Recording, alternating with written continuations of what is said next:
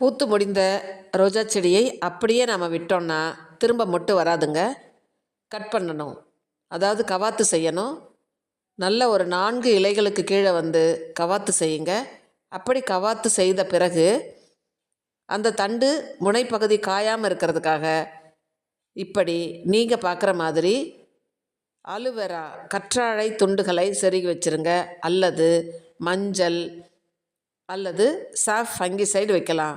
ஏதாவது ஒரு முனைப்பகுதியில் வைக்கும் பொழுது உங்களுக்கு டைபேக் வராமல் இருக்கும். அடுத்தடுத்து துளிர்கள் வர்றதுக்கு வசதியாக இருக்கும். இப்போ வெயில் நேரம் ஆனதுனால இலைகளை நீங்கள் அந்த மண்ணிலேயே போட்டுடலாம். அதுவும் மக்கி உரமாகிடும். கட் பண்ண பிறகு உங்ககிட்ட இருக்கக்கூடிய உரம் ஏதாவது ஒன்றை கொடுத்துருங்க. அப்போ துளிர்கள் வருவதற்கு வசதியாக இருக்கும். இந்த முக்கியமான டிப்ஸை நீங்களும் உங்கள் தோட்டத்தில் ஃபாலோ பண்ணிவிடுங்க. தேங்க்யூ.